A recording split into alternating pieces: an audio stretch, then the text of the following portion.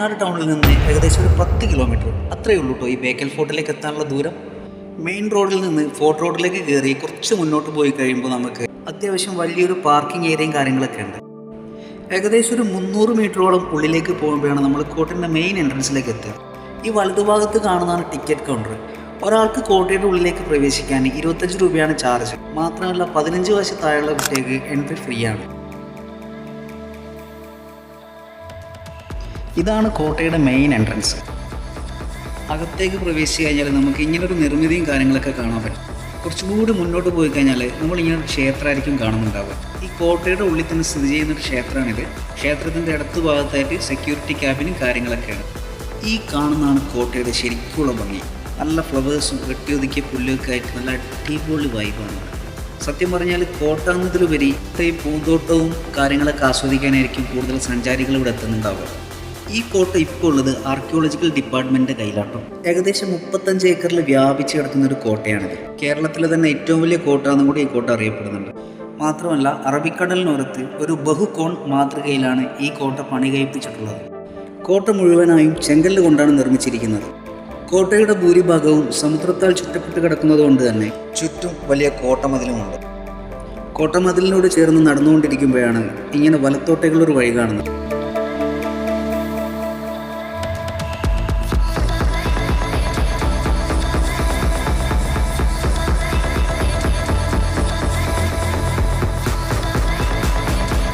ഈ ഒരു മനോഹരമായ വ്യൂ ഞാൻ പകർത്തുന്നത് കോട്ടയുടെ കൊത്തളങ്ങളിൽ നിന്നാണ്. കോട്ടയുടെ ചുറ്റുമതിലിൽ നമുക്ക് ഇടയ്ക്കിടയ്ക്ക് കൊത്തളങ്ങളും കാണാൻ വേണ്ടി സാധിക്കും.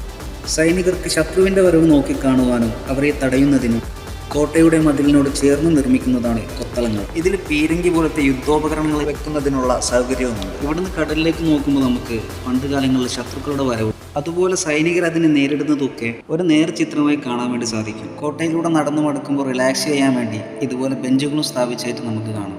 ഇപ്പോൾ ഞാൻ നടന്നുകൊണ്ടിരിക്കുമ്പോൾ എൻ്റെ വലതുഭാഗത്ത് കടലും ഇടതുഭാഗത്ത് നല്ല മനോഹരമായ പച്ചപ്പുല്ലുകളുമാണ്.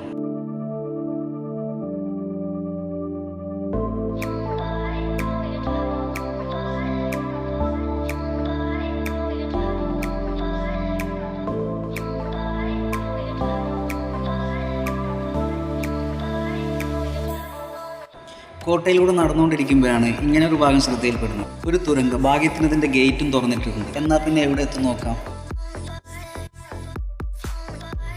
തുരങ്കത്തിൻ്റെ അകത്തേക്ക് പ്രവേശിച്ചു. പക്ഷെ നല്ല ഇരുട്ടാണ്. ഫ്ലാഷ് ലൈറ്റ് നിർബന്ധം. അത്ര വലുതൊന്നുമല്ല, ചെറിയൊരു തുരങ്കമാണ്. നേരെ പോയി ഇടത്തോട്ടേക്കൊരു കട്ട്. തുരങ്കം നമ്മൾ നേരെ കൊണ്ടെത്തിക്കുന്നത് ഇങ്ങനൊരു സ്ഥലത്താണ്. ഇതിൽ കൂടെ നേരെ പോയി കഴിഞ്ഞാൽ നമുക്ക് ബീച്ചിലേക്ക് എത്താൻ വേണ്ടി പറ്റും.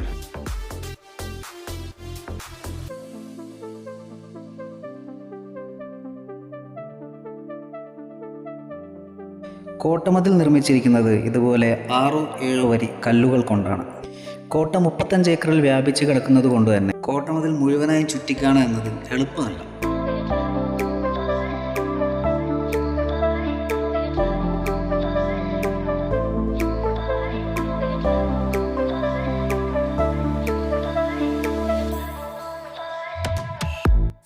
ആ കാണുന്നതാണ് ബേക്കൽ ഫോർട്ടിൻ്റെ മെയിൻ അട്രാക്ഷൻ.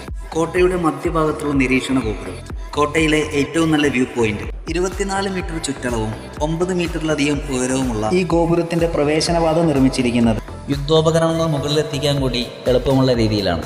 ഇനി നമ്മൾ ആ ഗോപുരത്തിലേക്ക് കയറാൻ വേണ്ടിയുള്ള പോക്കാണ്.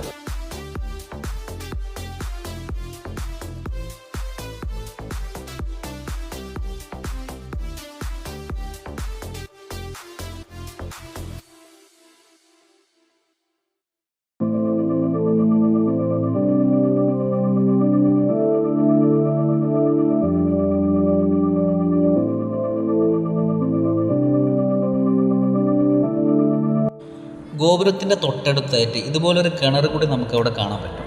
അപകടങ്ങൾ സംഭവിക്കാതിരിക്കാൻ ചെറിയൊരു പ്രൊട്ടക്ഷനും അതിന് ചുറ്റും കൊടുത്തിട്ടുണ്ട്.